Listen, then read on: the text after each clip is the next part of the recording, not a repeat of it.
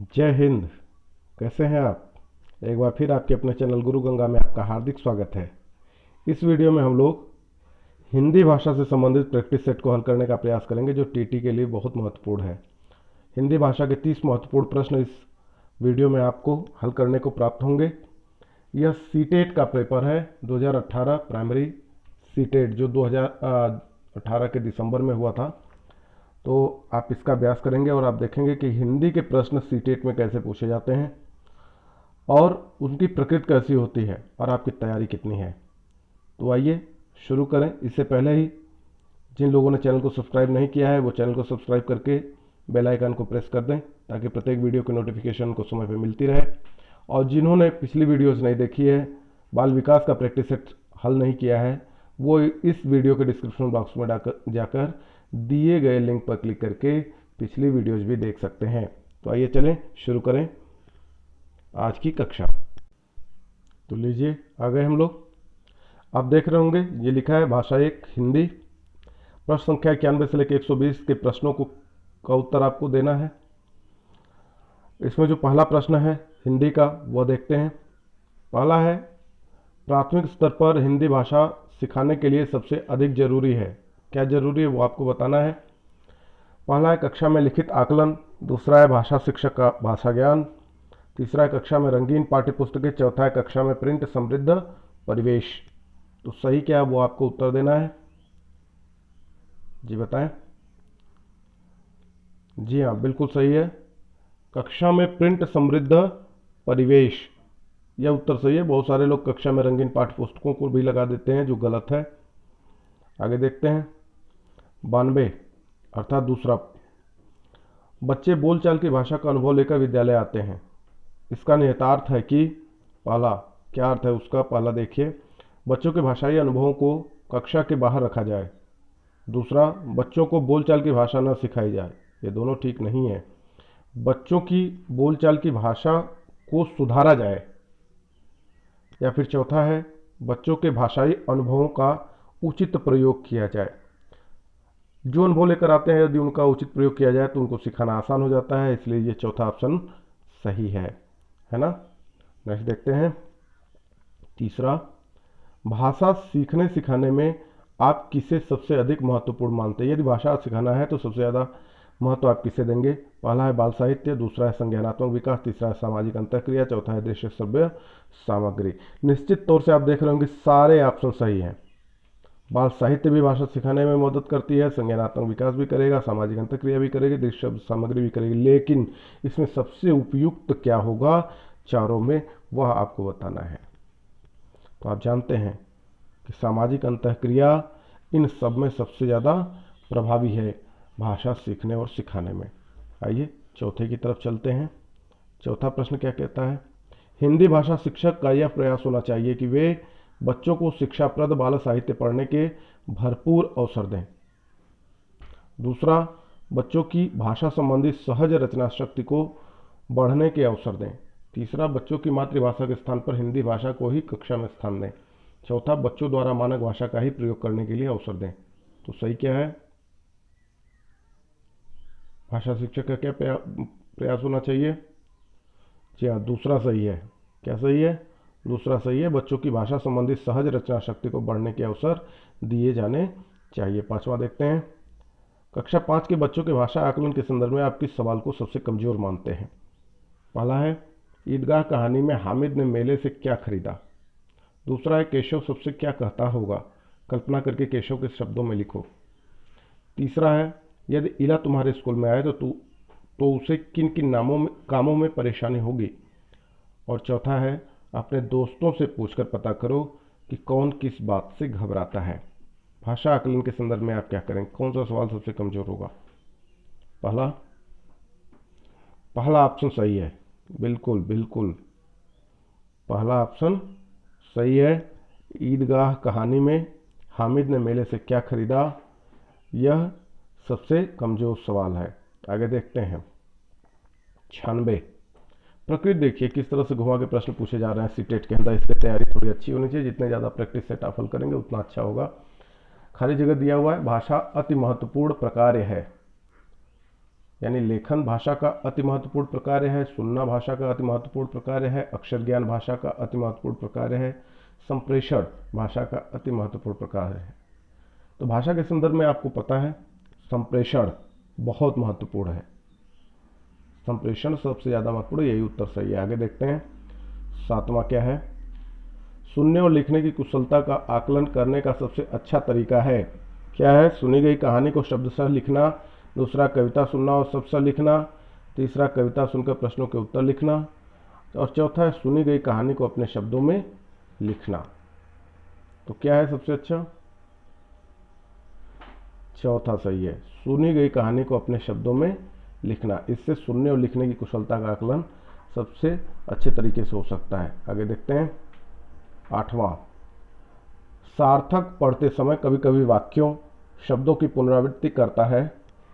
यह भाषाई व्यवहार दर्शाता है कि पहला, उसे लंबे शब्दों को पढ़ने में कठिनाई होती है, वह पढ़ने में अधिक समय लेता है, वह अटक अटक कर ही पढ़ सकता है। चौथा है, वह समझ के साथ पढ़ने की कोशिश करता है।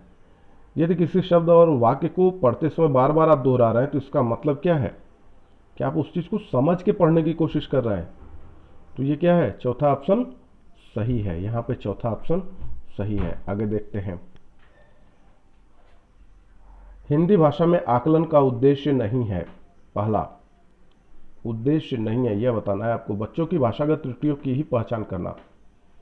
दूसरा है बच्चों की भाषा प्रगति को अभिभावकों और अन्य शिक्षकों को बताना। तीसरा है भाषा सीखने के संदर्भ में प्रत्येक बच्चे की विशेष आवश्यकता की पहचान करना। चौथा है भाषा सीखने सिखाने की प्रक्रिया को उन्नत बनाना। तो नीचे का तीनों है, पर बच्चों की भाषागत त्रुटियों की ही पहचान करना आकलन का उद्देश्य नहीं है। वह भी है लेकिन केवल वही नहीं है ना? तो इस तरह से पहला उत्तर सही है। आगे देखते हैं,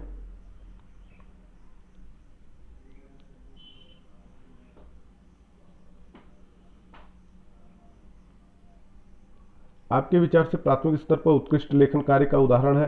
पहला है किसी आंखों देखी घटना का लिखित वर्णन करना।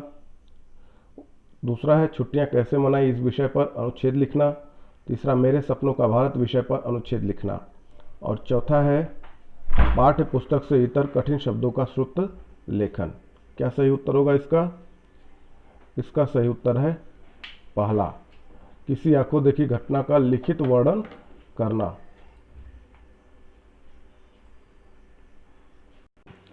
अगला प्रश्न देखते हैं 101 अतः 11वां प्रश्न, भाषा सीखने के संदर्भ में कौन सा कथन सही है?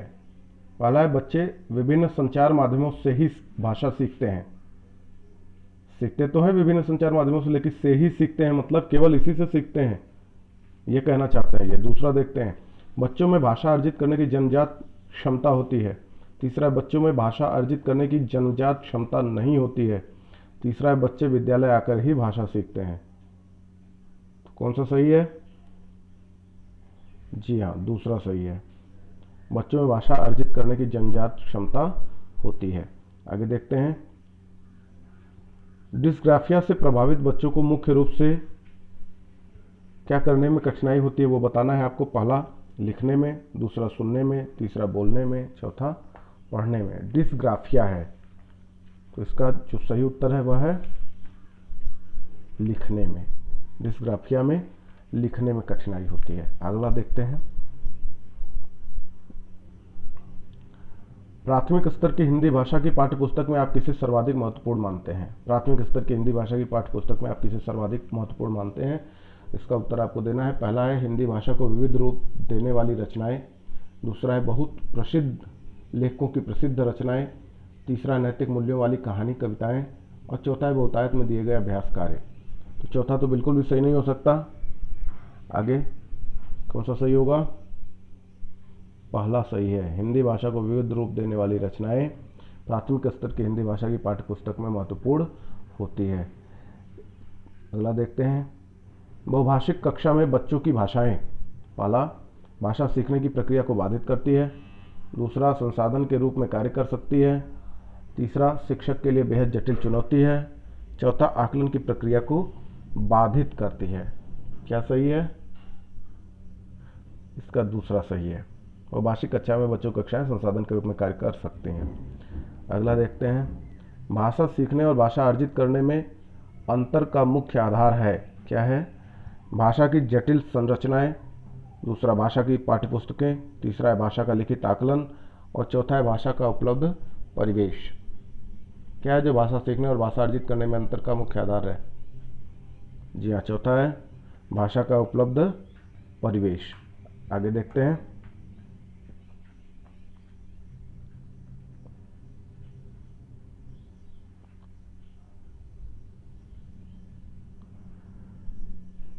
आगे कुछ पंक्तियां दी गई हैं, इनसे संबंधित प्रश्न नीचे पूछे जाएंगे, आपको उसके उत्तर बताने होंगे। ये अपठित पद्यांश के रूप में यहाँ पर दिया गया है और इस पे आधारित 6 प्रश्न आपको प्राप्त होंगे। तो ध्यान से देखिएगा इस कविता को, उसी के आधार पे आगे उत्तर देना है आपको। पूर्व चलने के बटोही बाट की पहचान कर ले, है अनिश्चित किस जगह पर सरित गिर गह्वर मिलेंगे, है अनिश्चित किस जगह पर बाग वन सुंदर मिलेंगे, किस जगह यात्रा खत्म हो जाएगी यह भी अनिश्चित, है अनिश्चित कब सुमन कब कंकटों के शर मिलेंगे, कौन सहसा छू जाएंगे मिलेंगे कौन सहसा, आ पड़े कुछ भी रुकेगा तू न ऐसी आन कर ले, पूर्व चलने के बटोही बाट की पहचान कर ले। इसी पे आधारित नीचे प्रश्न दिए गए हैं, उसके उत्तर आपको देने हैं। तो आइए देखते हैं।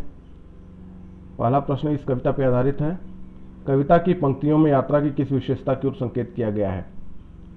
पहला है साहस की ओर, दूसरा है कठिनाइयों की ओर, तीसरा है सुखों की ओर, चौथा है अनिश्चितता की ओर।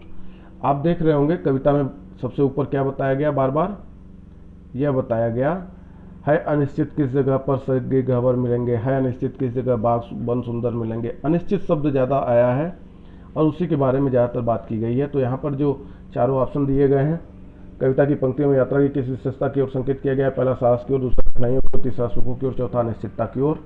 तो इसमें जो उत्तर सही होगा वो है चौथा, अनिश्चितता की ओर। अगला देखते हैं, कविता में आए सुमन और कंटक किस भाव के प्रतीक हैं?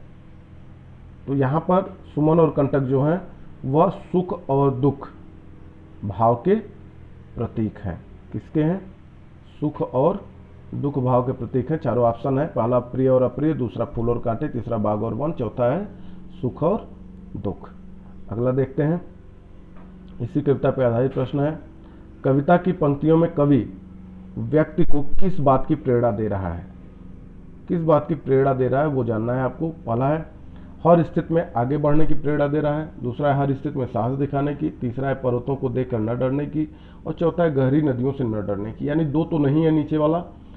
अब ऊपर जो दिया हुआ है उसको ध्यान से देखने की बात है कि कौन सहसा छू जाएंगे मिलेंगे कौन सहसा, आ पड़े कुछ भी रुकेगा तू न ऐसी आन कर ले।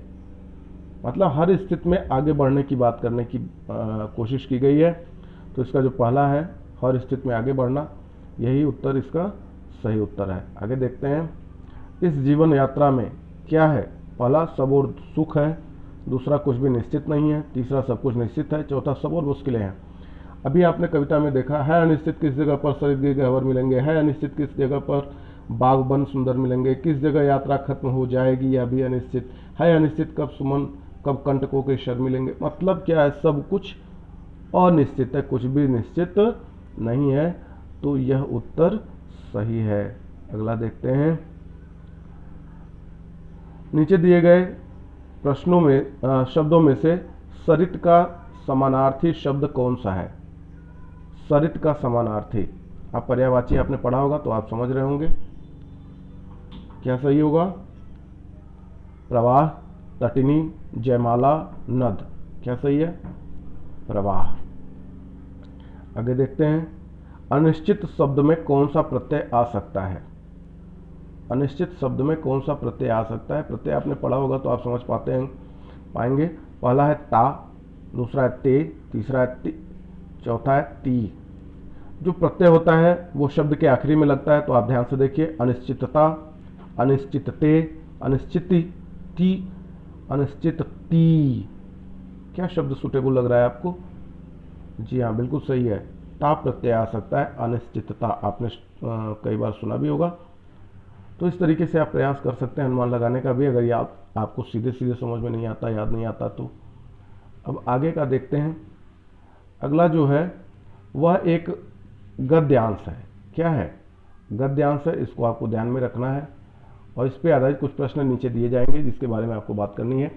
नीचे दिए गए अनुच्छेद को पढ़कर पूछे गए प्रश्नों प्रश्न संख्या 112 से 120 के सही या सबसे उपयुक्त उत्तर वाले विकल्प को चुनना है। इसमें दिया हुआ है राष्ट्रीय पर्वों और सांस्कृतिक समारोहों के दौरान गीत गाए जाएं, कविताएं सुनी और सुनाई जाएं। इसे लेकर माता पिताओं, स्कूल और समाज में व्यापक सहमति है, लेकिन गीत कविताएं बच्चों के जीवन में रच बस जाएं, वे उनका भरपूर आनंद लेने लगें, खुद तुकबंदियां करने लगें, रचने लगें, यह माता पिता को मंजूर नहीं। माता को लगता है ऐसा करते हुए तो वे उस राह से भटक जाएंगे जिस राह पर वे उन्हें चलाना चाहते हैं, जिस राह से वे उन्हें अपनी सोची हुई मंजिल पर पहुंचाना चाहते हैं। उनकी इस इच्छा में यह निहित है कि बच्चे वैसा कुछ भी नहीं करें जो वे करना चाहते हैं, बल्कि वे वैसा करें जैसा माता पिता चाहते हैं। उनके भीतर बच्चे के स्वतंत्रतापूर्वक सीखने की प्रक्रिया के प्रति सतत संदेह और गहरा डर बना रहता है। यही हाल स्कूल का भी है। गीत कविता स्कूल और कक्षाओं की रोजमर्रा की गतिविधि का हिस्सा बन जाए, यह स्कूल को मंजूर नहीं। स्कूल को लगता है इस सब के लिए समय कहाँ है, यह पाठ्य पुस्तक से बाहर की गतिविधि है। शिक्षक और शिक्षा अधिकारी चाहते हैं शिक्षक पहले परीक्षा परिणाम बेहतर लाने के लिए काम करें। दूसरी ओर हमारी संस्कृति और समाज में गीत कविता की जो जगहें थीं, वे जगहें लगातार सीमित हुई हैं। गीत गाने सुनने सुनाने के अवसर हुआ करते थे, वे अवसर ही गीत कविताओं को गुनगुनाते रह सकने के लिए, याद करने को प्रेरित करते थे, सहजने और रचने के लिए प्रेरित करते थे, उनमें कुछ जोड़ने के लिए प्रेरित करते थे। इन सब के लिए अतिरिक्त प्रयासों की जरूरत नहीं पड़ती थी, वह जीवन शैली का स्वाभाविक हिस्सा था। बच्चों के लिए पढ़ाई से अधिक खेल कूद के लिए समय और जगहें थीं। खेलने कूदने की मस्ती के दौरान ही उनके बीच से स्वतः ही नए खेलों, तुकबंदियों और खेल गीतों और बाल गीतों का सृजन भी हो जाया करता था। उनकी ये रचनाएं चलन में आ जाया करती थी, जबान पर चढ़ जाती थीं और सालों साल उनकी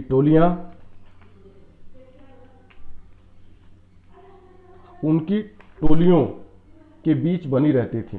समय के साथ उनमें कुछ कमी पाए जाने पर संशोधित होती रहती थी। यह गद्यांश है, इसको आपको ध्यान से देखना होगा, फिर आप इसका उत्तर दे पाएंगे। आप देख रहे होंगे कि थोड़े जो इसके गद्यांश और पद्यांश हैं वो थोड़े बड़े बड़े आते हैं और कुछ अलग तरह के होते हैं, तो जब तक उसको आप एक दो बार नहीं पढ़ेंगे तब तक यह गद्यांश समझ में नहीं आते। इसलिए आप जब भी उत्तर दें तो बड़ी समझदारी से, गहराई से उसके भावों को समझते हुए उत्तर दें। पहला प्रश्न देखते हैं, इस पर आधारित क्या है।